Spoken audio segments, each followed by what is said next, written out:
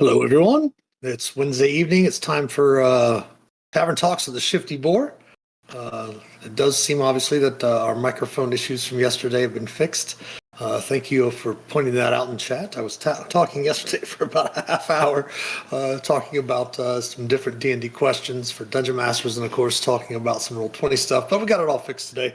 That teaches me to make sure to update my programming, my Stream Deck and Streamlabs software ahead of time instead of like 15 minutes before we go live. But we are continuing tonight with our Meet the Collective. It is just me this evening. Our other members of our collective did have other plans this evening. So basically what tonight is going to be doing, very similar to when we talked with Otter and Design Lizard and Dantichin, where basically I'm going to ask myself the same questions that we asked each one of them, and kind of talk about my experiences with D&D, to kind of give you an idea of where each one of us come from with our different experience levels, things of that nature, and kind of understand that we're going to be trying to look at things from a lot of different perspectives as we bring out more content and things that might interest our viewers.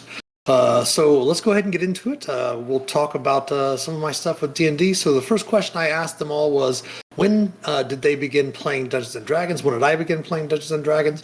I started playing Dungeons & Dragons this year. It literally is 40 years ago. I started playing in 1983. The first time I'd seen or saw anything about D&D, it was a couple of years earlier, and I was living in California. I was in elementary school, and there were some people in the playground, and they had these weird dice, and they had these little miniatures and stuff like that, and they were asking, I said, "What's that?" And they were like, "Oh, it's D&D," and I didn't really think much about it, and then I moved back to the Midwest, and my first couple of weeks in school, my new school, I saw a kid had one of the old single, the box set, the single book, the Dungeons and Dragons basic set, and I asked him. I saw these really cool artwork and everything, and I said, "What's that?" He says, "Oh, it's Dungeons and Dragons," and we became really good friends. We're still friends to this day. We still play at least a couple times a year together. But that's what got me into D&D. We went to his house afterwards, found out he just lived a couple houses down.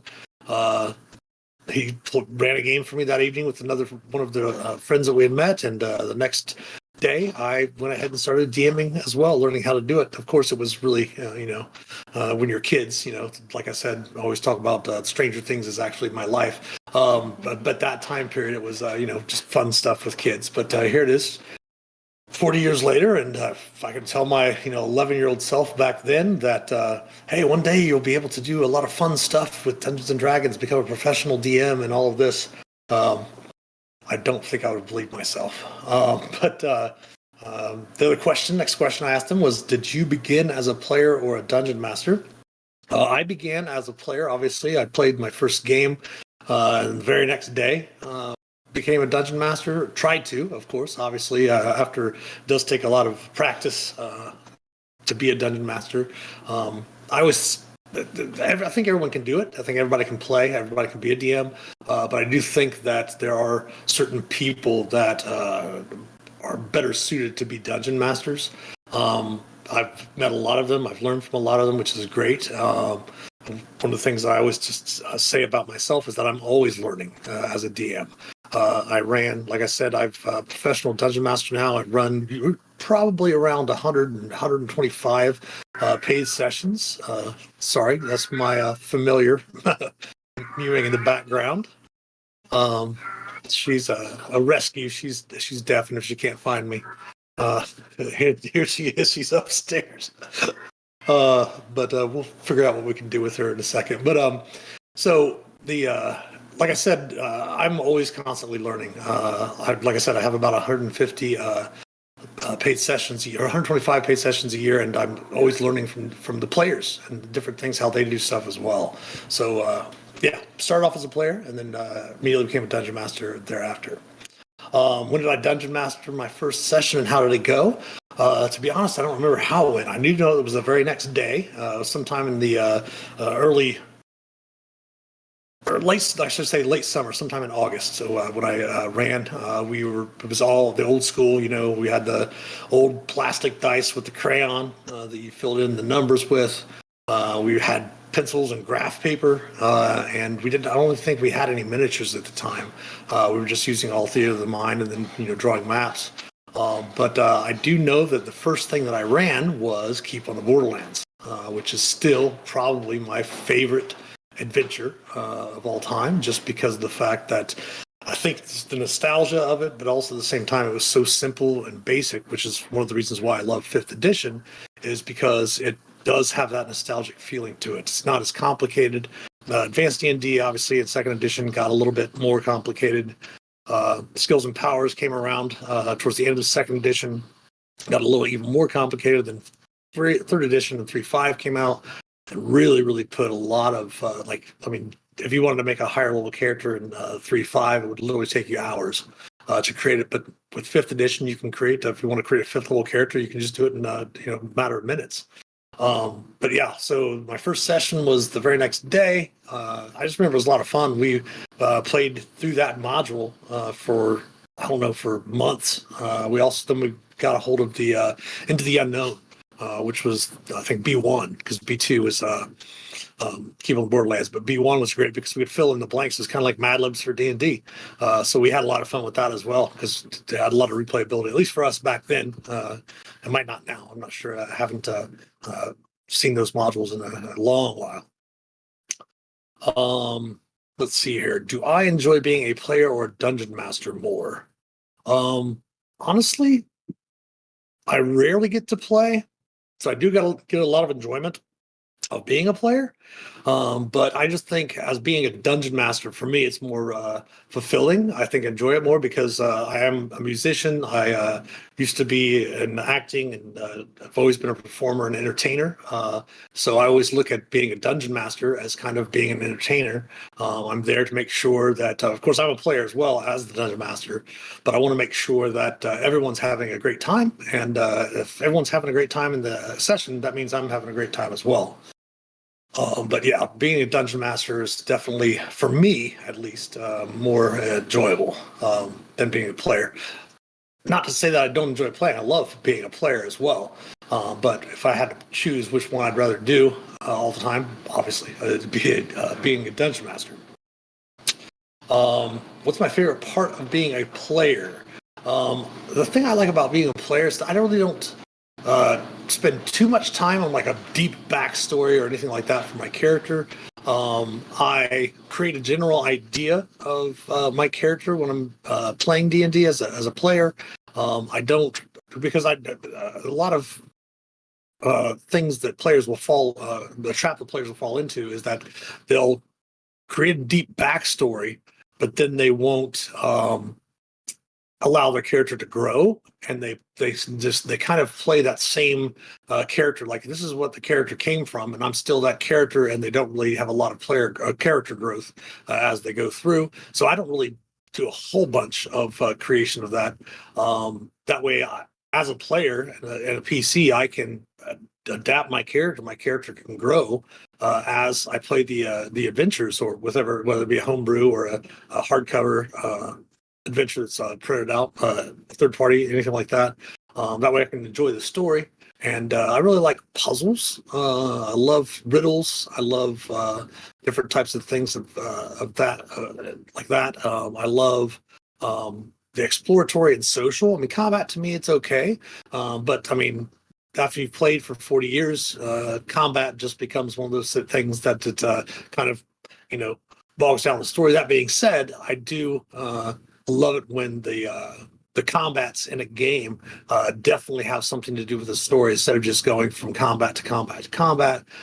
There actually is something there that's tangible in the story, where that combat does have a place in it for the ongoing story of the adventure. So yeah, exploration and the social aspects of being a player. I do remember that it was very weird when I first started playing D&D to actually role play. That was something that was really odd, and I know that a lot of most new players, I would wager to say, are a little bit embarrassed at first when you're you have to role play someone else and you hear people talking in character and such. It's a little intimidating at first, but I got over that fairly quickly. I mean, that's why I kind of went into drama club and drama classes afterwards, theater, and become a musician, just because of the fact that once I got that little itch, I just continued on with it. What's my favorite part of being a dungeon master? Uh, Man, I can't believe that I asked them that and they were able to come back so fast with that. For me, it's really tough. With modern technology and VTTs, one of my favorite things of being a dungeon master is actually setting up my Roll20 room. I love going in and making sure that I do purchase everything generally from the Wizards of the Coast products that come out, purchase them through the marketplace on Roll20. But I do love putting in modules and such for the Adventurers League. A lot of those just come in PDF form, and I do love putting those in there, putting the monsters together, setting up for in-person play. I do love the preparation, to be honest. That's more fun to me than actually, I know it sounds weird, but that's the preparation to me is more fun than the actual playing of the game. And I guess that is because if I make sure that I prep properly, then I know that the game itself will go fairly smooth. And then all I have to really do is worrying about ad-libbing when the players inevitably go off the rails and try to do something that is not part of the story that you've planned out or anything of that nature. If you have that everything all prepped and ready to go ahead of time, when those types of situations come up, as a DM, when your players go outside of what you've had planned or whatever, you'll be able to react a little bit better to those situations. So preparation, honestly, that's probably my favorite part of being a DM. The next question that I asked them is so for me, it'd be, what is my worst D&D memory? Honestly, it kind of goes into, I was mentioning at the end of yesterday's stream about talking about toxicity in D&D, and I don't really want to use the word toxicity, like being toxic, because that's just a word that's thrown around a lot. I guess by that I actually meant being disruptive, I guess, for games. And, it can be a little toxic if it continues on and the disruption continues. And we can talk a little bit more about that next week. But I had an incident which was fairly toxic between me and a fellow player. The player always, like, now with organized play, your character is portable. If you play Adventurers League, you can play at your local game store.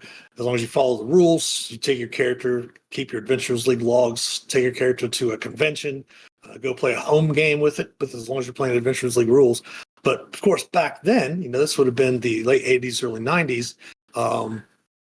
You played a campaign, your character was in that game. I mean, there wasn't really a whole bunch of, you couldn't go online and have, play with a different group every week or every other day if you wanted to now. But back then, we had a player that always would come back to the table with our game, and his stats had increased and he had gotten this, and everybody was like, what are you doing? And he's like, well, I'm playing this character with another group. And the dungeon master was my friend that was running was not really cool with that. And then towards the end, we were running through, I think it was a first edition module, the Black Corsair, I think was what it might have been. But towards the end of that, the player was getting angry because we all knew that he was basically flubbing his rolls. He was his character always had, I mean, at one time I think his character had an 18-100 strength and 18s in all of his stats, and we really didn't understand how that happened. But he went kind of off, kind of in character and kind of out of character about it, and said a few things that were kind of rude to everyone. But he also said those things in character. And I think my worst D&D memory was it was my first and only time that I can recall where there was actual player versus player, PC versus PC combat in the game. And after that, we hadn't talked to that player for a few months afterwards. And I just thought it was a bad situation. And I mean, that's probably still my worst D&D memory. Let's see, what's the next question I asked him? What's my best D&D memory? Oh, man. I have tons of them. I mean, the past 2 years have created a lot of memories since I started DMing professionally back in May of 2020. Well, I guess it's going to be 3 years this year. May of 2020, we came out with the Rime of the Ice, Rime of the Frost Maiden came out. Icewind Dale, Rime of the Frost Maiden, and we had ran the D&D live games for Wizards of the Coast for their unveiling, and they also had a Adventures League adventures that kind of mirrored the hardcover, but they were written specifically for Adventures League, taking place in the same kind of setting and such, and it took place also in Icewind Dale. But I had a great memory from that where we ran what's called an epic, and almost every character in the epic, we were doing the final battle at one or more times during that final battle. There was at least one or two of the 6 PCs were down unconscious on the ground, and this monster was just going around being crazy, and everyone was just having such a blast. Normally, you get in those situations and players get a little down about that, or they get a little, perturbed, but it was just so much fun. It was a great time. And then, like, DMing for friends where I've got the same buddies that we've been DMing with or playing D&D with for over 30 years, and we've had so many different. We played like Thieves Guild campaigns where everyone were thieves in my campaign world, or in Waterdeep, or some different campaign world of friends. Those are always fun to play. One of my favorite D&D members as a player was having a dragon slaying sword on a paladin in 5th edition, who basically was able to kill 3 or 4 dragons during an epic, which was a lot of fun. But yeah, there's so many different D&D memories. Obviously, when I first learned to play, I used to have a job when I was in high school. Started actually in middle school, but then I would work concessions for a local university. And every weekend that I would get paid, I would go to the game store that was on the college campus and get a brand new advanced D&D book or a Dragon magazine or something like that. And those are really, really great memories as well.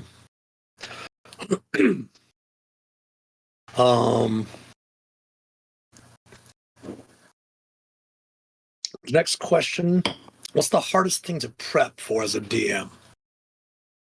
The player characters, to be honest. I don't want to don't think that I don't want to come off like I'm ragging on player characters. I haven't PC had, I think, maybe in the 40 years, maybe 4 PCs have actually died in my campaigns. It's the threat of the characters falling, the threat of the characters dying is what I like to build the tension of. And I just find in my experience that the players really enjoy that type of game more than if you just come out and, let the dice fall where they may. You kill a bunch of PCs off in your game, or TPK. I'm not a fan of when people think a total party kill is some sort of badge of honor. If your party hits a TPK, that's on you as the DM. You've done them a disservice, in my opinion, at least. If you kill the whole party off during a session, because that's poor preparation on your part, poor management of the story. I always look at the hardest thing to prep for that is basically encounter balancing. There's a lot of great sites now. There didn't used to be, but there's tons of great sites now that can help you with your balancing the encounters, creating like an easy combat, medium, deadly, or insane difficulty or whatever. But I don't think that's really the hardest thing to prep, is not balancing those. I think the hardest thing to prep for is that what's the word I'm looking for? That improv, that kind of dealing with things on the fly during a adventure, because those are things that you can't prep for. So as you're prepping the adventure itself, trying to think, oh, the players might do this, and the players might do that. It's kind of impossible to do. So the best thing is just the hardest thing to prep for is for when you don't have something prepared for the players when they do something specific. So trying to not overthink it and just roll with it as it comes. What is my current D&D schedule like? I'll come back to that question in a second. With the mention of TPK, should things be modified on the DM side if things are just really? I think so. Yeah. Like I mentioned, I think the threat of characters going down. I actually, before when I first started playing online, I think it was I signed up for Roll20. I think in 2014. About the same time 5th edition came out, and even in live play, I would always roll behind a DM screen, or I would whisper all of my rolls in Roll20. That way, if I needed to flub something, I've never flubbed anything in favor of the monsters. I have a couple of my friends that always thought I did, but I never flubbed anything in the favor of the monsters. However, I would flub in favor of the characters to try to get out of those types of situations where, oh man, this is going fairly badly for the characters. Should I, I gotta flub this or I gotta flub that. Well, when Tomb of Annihilation came out with the Death Curse, I decided that I was not going to whisper rolls to myself anymore, so that it would bring the tension up because if a character died, their character was dead. There was no, nobody could be raised from the dead or anything during that time in the Forgotten Realms because of the what was going on in the Tomb of Annihilation. So I also went to kind of doing that also. And when I go to conventions, I always roll behind a screen, but like home games and things of that nature, I roll in the open now because I found that it makes me better at improvising. It makes me, okay, this character, this PC dropped. What logically would the monster go to next? Are they going to go for that big, huge hulking fighter, or are they going to go after the wizard and try to chase the wizard down? Especially when most, spellcasters are staying away. So obviously they're going to try to take down the easier targets. So they're going to start moving away a little bit, and just different ways that you can, and tricks that you can use to ensure that you're not going to get a TPK. But at the same time, the players feel like there's one definitely coming. And when players feel that way, to me, that means I've definitely done my job, because that heightens the game for them, makes it more exciting. Well, okay, so the other question, what's my take on death saves as a DM? Should they be public or private with the player and DM? Just depends on the situation. Players are going to... now, it is your responsibility as a DM to help your players with not metagaming. It is very difficult, especially when you're playing with the really experienced players that have a problem buying into the adventure. Sometimes you'll be playing with really experienced players that they're always questioning everything about the adventure or this or that. They're very paranoid about everything that's going on. And they do have a tendency to not realize that they're metagaming when they are metagaming. So if your players, if you have like you're playing a home game, or your local game store, and you do have a lot of players that metagame, then you might just want to go ahead and make it private. Or you can say, hey, I'm gonna roll, come over here and I'll roll your death save, or you can roll your death save over here behind the screen, something like that. Personally, myself, I don't care.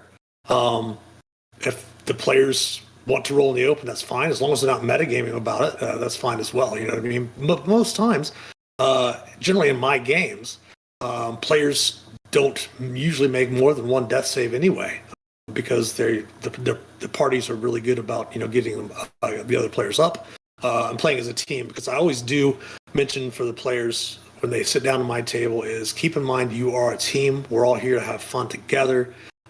So many people, when they come to a table, they only think about, oh, well, I'm playing Dungeons and Dragons, and these other people are playing the same game that I'm playing, but we're not playing together. Only their character, which is one of the reasons why I love the Keys from the Golden Vault that we're running on Sunday evenings, is because it requires teamwork. You do have to work as a team. There's no one working outside of that, and that's why most players aren't really making that many death saves for the characters, because the players are really good about using the teammate. But yeah, if I would say that's a DM preference. Whether you want them to roll public or private, just metagaming is a thing. To go back to the interview questions that we were asking, what's my current D&D schedule like? Crazy. I do get to play as a player on every other Monday. That's the only time I get to play. I run, of course, our live stream game on Sunday evenings. Currently, right now, I've got a client game on Tuesdays, most Tuesdays, and then most Saturdays. I've got a client game as well. Those are both 4-hour sessions. And then I'll pick up some other games when players contact me about setting up a game for their group. I just had finished up in January. We finished up almost a year-long campaign where we ran through, played the last Friday of every month. Then, of course, once a month with Baldwin Games through the Yawning Portal and Wizards of the Coast, we run virtual D&D weekends.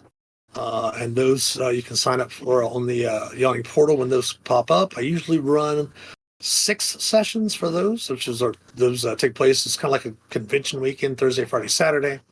And I usually run the evening games, or the afternoon and the evening games, the 2 p.m. and 7 p.m. games. I usually do that once a month. And then sometimes, if I can make it to conventions, I'll go. I ran some games last year at GaryCon. I'm not going to be able to make it this year. Winter Fantasy last year, couldn't make Winter Fantasy this year. I was sick, unfortunately. I'll trying to maybe go to Origins, and most definitely will be at Gen Con. But yeah, D&D, and then of course with the streams and all of that, it's just pretty much Dungeons and Dragons. Surprised my wife hasn't banned the word dungeon or dragon from the house. Let's see here. What's one piece of advice I'd give to a veteran dungeon master? Honestly, that would depend. I try my best not to offer advice unless it's asked. I've learned my lesson on that. Oddly enough, only about maybe 6 or 7 years back, if it was that long ago.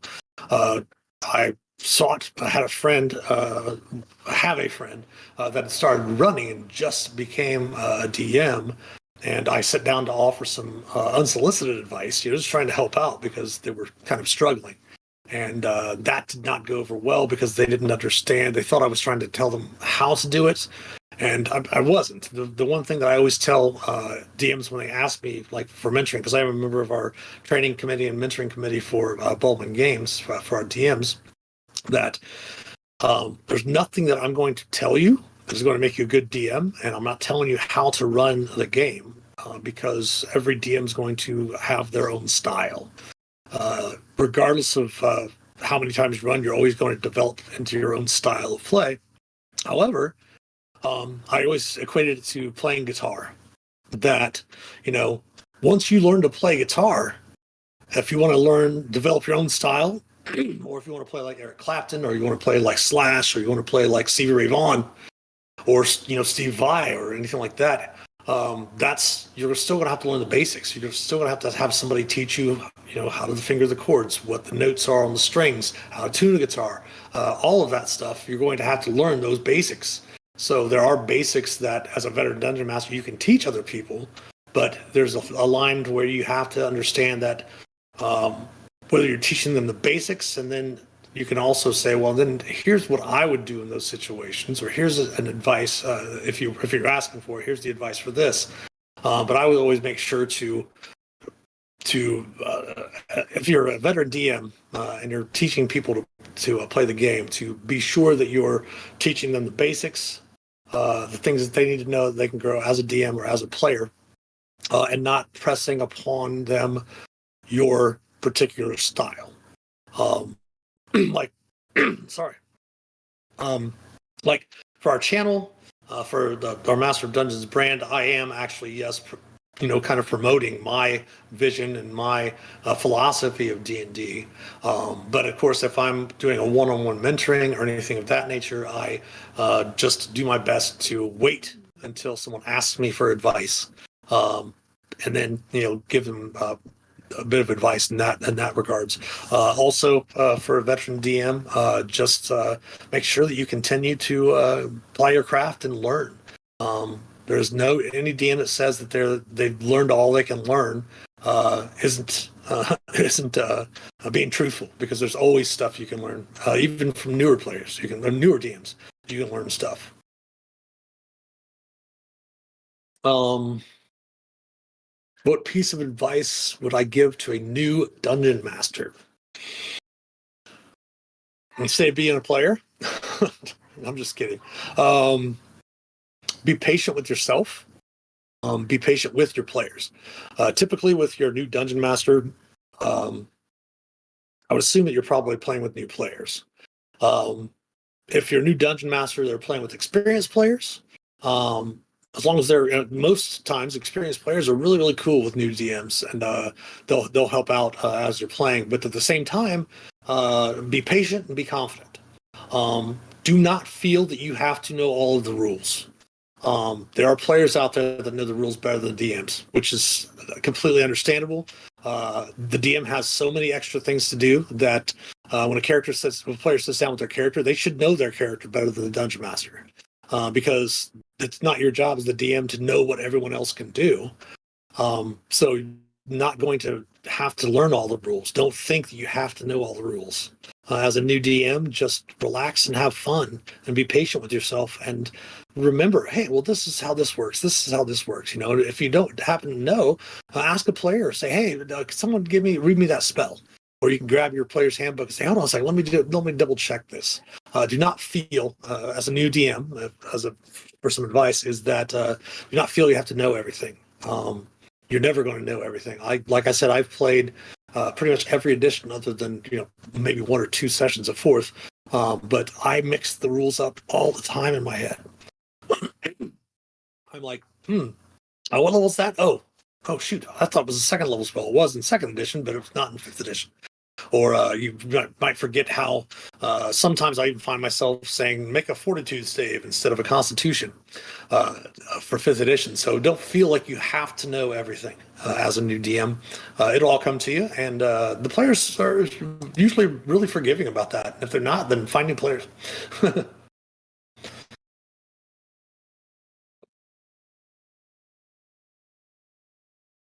Well, that's a good question, Wretched Cuts. I would say it just depends on what your players want. I always suggest to DMs to run what the players want to play. There's a lot of times when a DM thinks that, this would be great to run. Oh, I want to run this game. No, you don't. Generally, what that means when a DM says they want to run a specific style game, it generally means that they want to play a specific style of game, and they really don't know anyone that will do it, or they don't trust anyone to run that game, so they want to run it themselves. And then your players may not be into that style of game, or may not be something that they're into, and you kind of becomes a little bit disappointing for the players, because that's not really what they're looking to do. But I always run what the players want. When it comes to homebrew stuff, it just depends on how much prep I want to put into it and how much time I have to do that. I haven't had a chance really to do much homebrew play since I started working with the Adventurers League and doing the organized play stuff, because the majority of my client games, actually, believe all of them except for one, since I started being a professional DM, have been for organized play for Adventurers League. But when I'm doing my own homebrew, generally I just have an idea of where I want to go. I do have my campaign world has been, I started it like the next year that I started playing D&D when I realized I could create my own campaign world. So I started that, and it's been running ever since. And I've got tons of lore. I've got stacks of papers and tubs all around my office that are filled with lots of adventures that if I play a homebrew game with newer players, they've never seen these adventures before. So sometimes I have written out adventures, literally on notebook paper and with pen and pencil back in the day. I've got stuff typed up. I've got stuff that I've written that's up on the DM's Guild as well. But sometimes, yeah, it is just take an idea and see where the players go with it as they're playing. One experiment that I really haven't had a chance to do that I've always wanted to do, because hold on a second, let me grab some drink. One thing that I've always wanted to do is run a true sandbox game. Now, people have there's different types of adventures. Like, for example, people look at Curse of Strahd edition adventures, or Tomb of Annihilation, or Rime of the Frost Maiden, and say, well, that's kind of a sandbox. Well, it's not really a sandbox game where you can just go wherever you want to go. The DM still leads the story and leads the players along there. Some of the other adventures are very linear. Some players and DMs mistake that for railroading. A linear adventure starts in one place, goes from point A to point B to point C to point D to the end of the adventure. That's not railroading. It's just a linear adventure. Now, if a DM forces the players into doing certain things, that's railroading. If you're playing Rime of the Frost Maiden and you force the characters to go to this location first and force them to go to that location, you're railroading them through that open concept game. Now, I always wanted to do a experiment where it's truly completely open, where you make everything up on the spot. Which is, I guess I kind of did that way back when I first started back in, the early mid 80s, where you would just make stuff up for your friends. But yeah, that'd be fun. But most of the time it's just I have a general idea, or I'll jot something down. Players, how do you balance a linear adventure to not feel like you're railroading your players? Players don't know what you don't tell them. So if you extrapolate on something else or expand on something else that's not part of the story, or if you give the players any sort of trail to follow, they're going to start to follow it. But if you can keep them focused on a linear adventure without making sure that they kind of stay on the rails, so you're not really railroading them. But you're just keeping them engaged in the story. Engagement's a big thing. I do my best to try to keep immersion in the game as much as possible, so that it's the characters and the players are having more fun enjoying the story. It is a little bit more difficult with experienced players, as they've been there, they've seen it, all of this stuff. But definitely, the players, just be careful with the information that you share with your players. If you're running a pre-written adventure, make sure that you read. Like some stuff says, read or paraphrase the following. I'm not a big fan of that wording, because of the fact that when an author is writing an adventure, they will generally put what the characters need to know about in the box text. And when you, as a DM, and you read that box text to the players, that gives them the information about what they should explore or investigate or look to in that scene from the adventure. If you're doing that as a DM yourself, making something up of your own story, be very careful about what you tell the players, because if you tell them something that's really not that significant, it's like the old meme you'll see, and there's like a box, and the players are all like, oh, somebody roll investigation, it's just a plain box.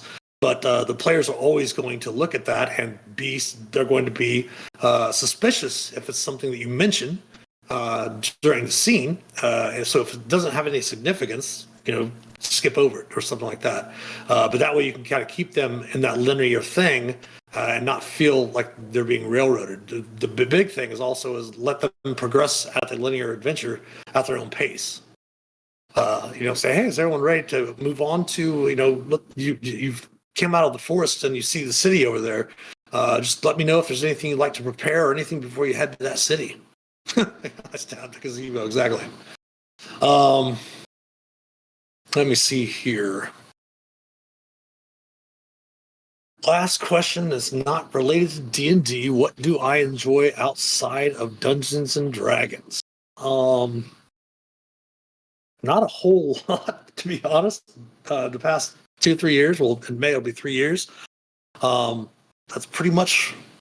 I mean, I do play some video games outside of D&D. I do like for console. I play a lot of FIFA. I'm a big soccer fan. Um, and I play a lot of FIFA if I'm not doing something that's related to Dungeons and Dragons. Um, I only play a few other video games. I'm not really big on like Call of Duty or any of those types of games like that. But the only games I guess would be kind of like a first-person shooter like that, where you play against other players. Since I do play a lot of Dead by Daylight, I just discovered that last September, October, something like that. That game's just phenomenal. I view it like a game of chess of 1 versus 4 or 4 versus 1. That definitely has a little bit of a toxic community, but it's a game. If you don't let it bother you, then it won't bother you. I also play obviously Lord of the Rings Online. I'm getting back into obviously the Baldur's Gate Enhanced Edition that we'll be doing tomorrow. And then, of course, I do like this horror survival game. I think it's getting ready to start its Alpha 21, but it's supposedly still an alpha for the last 8 or 9 years. But it's 7 Days to Die is a really fun zombie horror survival game that I enjoy to play. But yeah, read, and when I read stuff, it's usually D&D stuff. I still haven't. I picked up last year at Gen Con the new Margaret Weiss and Tracy Hickman book for Dragonlance, but I haven't even had a chance to take the time to open it up yet to read that. But hang out with my dad every once in a while, a couple times during the week outside of D&D. My wife and I we just moved to a new condo last summer, so in the downtown area of our city that we live in, and we'll take the evenings to go out and see the sights around the downtown, go to different restaurants. I like to go to breweries. I started a little growler collection I've only got like 5 of them right now, so I just started recently. But yeah, that's pretty much what I do outside of D&D. But again, Dungeons and Dragons takes up a lot of my time just because I wanted to turn it into a profession. So that, I think, was the last of the questions. Otter, do you have any other questions, or do you remember any other questions that I might have asked you during the stream where we interviewed you? If not, no worries.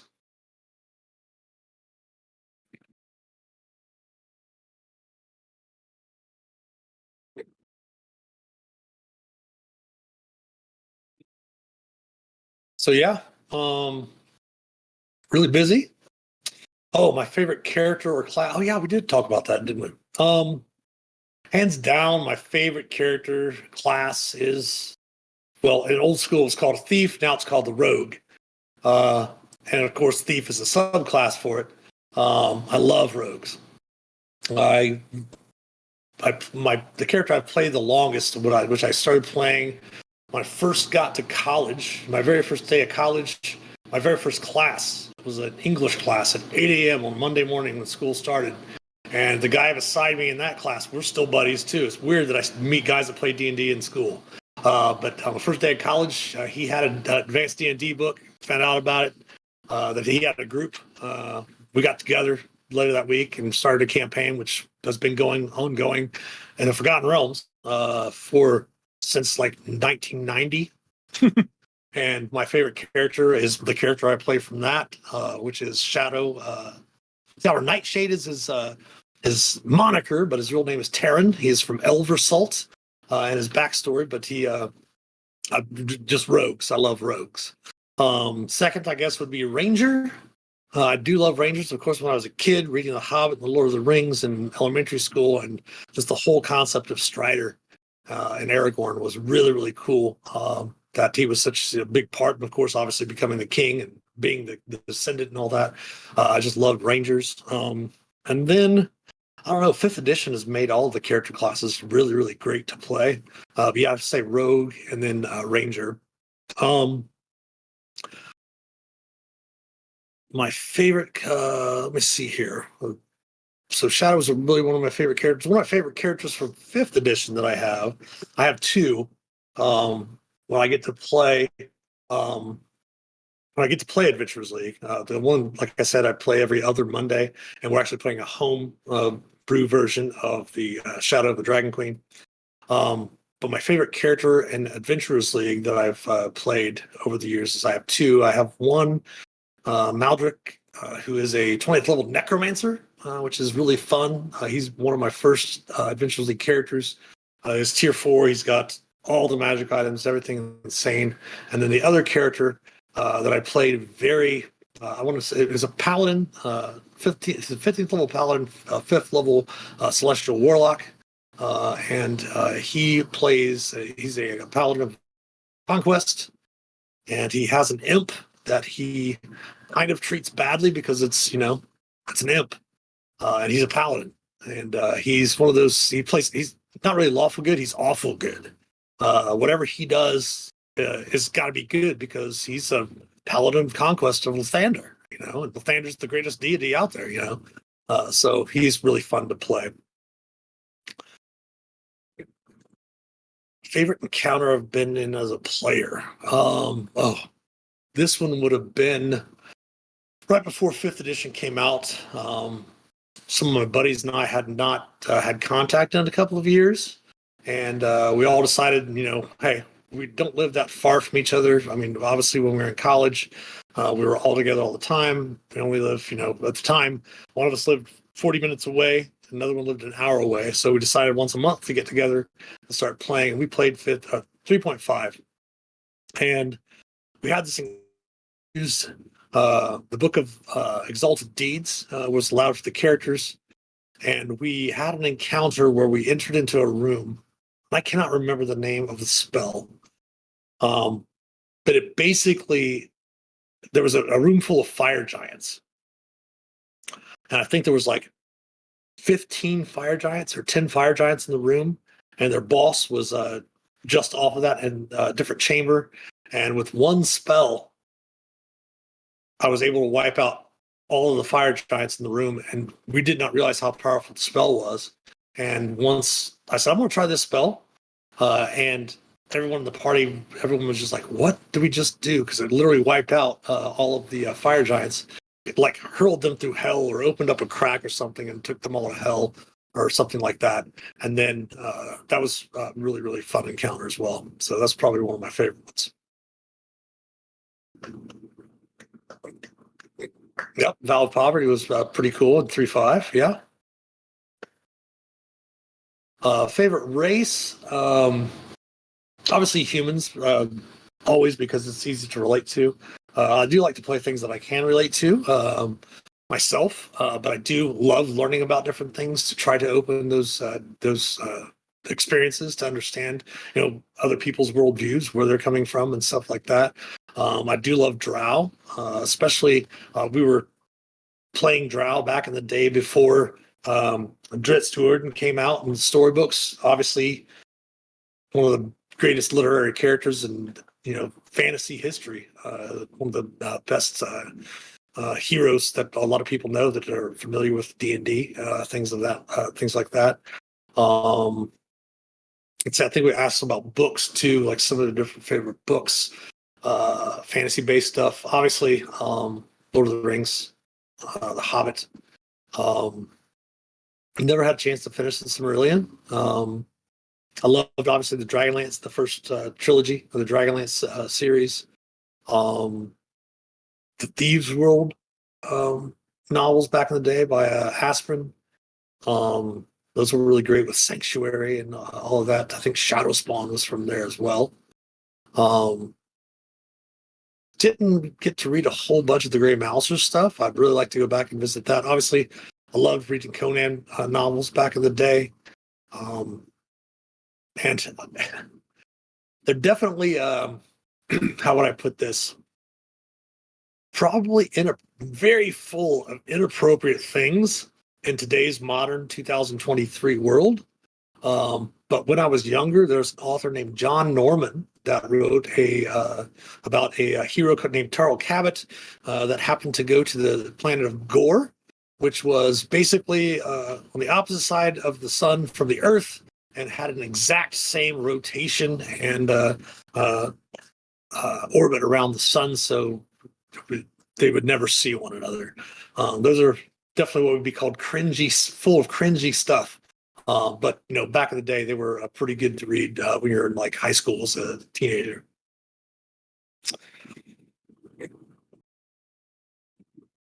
I think that's pretty much the end of some of the questions that I had for everyone. Yeah. So that was our Meet the Collective for the interview for the Master of Dungeons, which is me.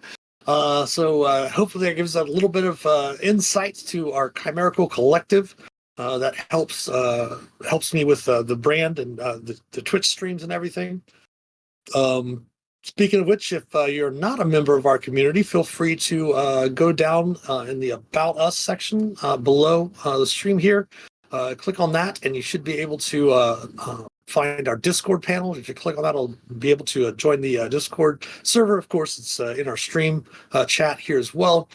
We also have all of our social medias, links down there with the link tree that you can find us. We do our Discord community is growing daily. We finally up over 100 members. We do have my private server where I do a lot of my client games and stuff like that. Over 200 players. We're slowly getting them migrated over. But no, we got time to answer that question for you, Rashid. What is the most broken character build I've ever seen?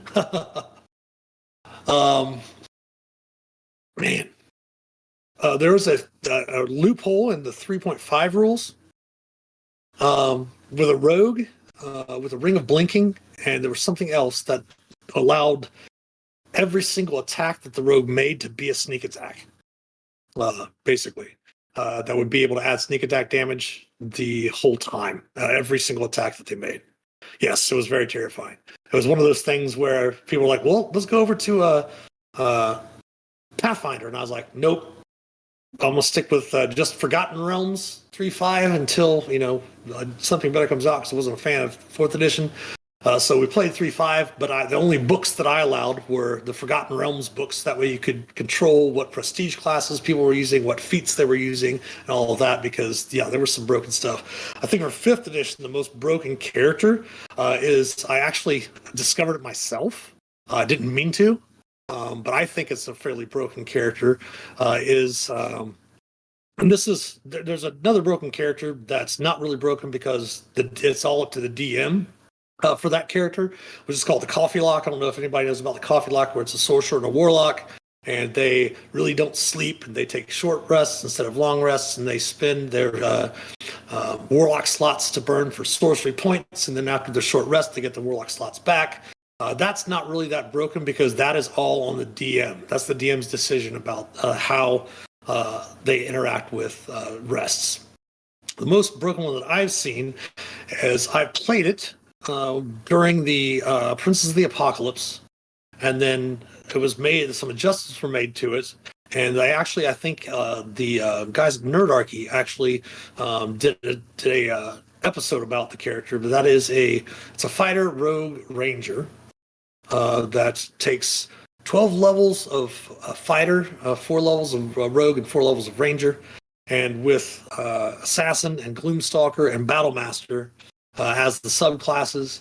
And basically it's the point where, what I say, assassin, gloomstalker, and battlemaster, they basically get insane. They almost always go first because of with the alert feat and sharpshooter and all these extra really interesting feats that I'd actually done a few, like 3 or 4 years back, 5 years back maybe, when I played this. And it just got to the point where you get up into tier 4 and you're making like 8 attacks a round in the first round of combat, and you're doing so much damage, and if everything's a crit, if everything's surprised, and they can't see you if they're relying on dark vision and all of this crazy stuff. And it just, when you are able to take out with one character almost the whole battlefield in the very first round of combat before anyone else goes is pretty freaking broken. Yep. Yeah, with action surge and the dreadful strike where you get the extra attack from being a dread ambusher. And then when you use your action surge, you still get that extra attack because it's still the first round of combat. It's pretty broken. But yeah, so thanks everyone for tuning in. That is going to bring us to the end of the stream. Jump in our Discord. Make sure to follow when you select rules, the streaming discussion. Definitely pop in if you have any questions that you want to bring up for our Tuesday the Just Chatting with the Dungeons and Deliberations. Pop in tomorrow from this week it's going to be from 1 p.m. to 3 p.m. on Thursday and Friday. We'll be playing for Dungeon Delving, playing Baldur's Gate Enhanced Edition, and of course around the campfire on Friday we're playing Lord of the Rings Online on the Landerval server if anyone wants to join us there. Next week we're probably going to move those from 1 p.m. to 3 p.m. and move those over to 2 p.m. to 4 p.m. starting next week. This is again 7 p.m. On Wednesdays. You can find all that in our schedule below, and then pop into the Discord server and the stream discussion, and go ahead and throw some questions up there. And for those of you watching this on demand or on YouTube or later on or whatever, pop over to Twitch, give us a follow. If you're not followers on, for those watching right now, if you're not followers on YouTube or subscribed on YouTube, jump over there for us if you would. All your support definitely helps. Again, you guys all helped us get to affiliate within a week, which is just mind-blowing to us. But thanks everyone for watching. We will catch you tomorrow for Dungeon Delving, and until then, happy adventuring.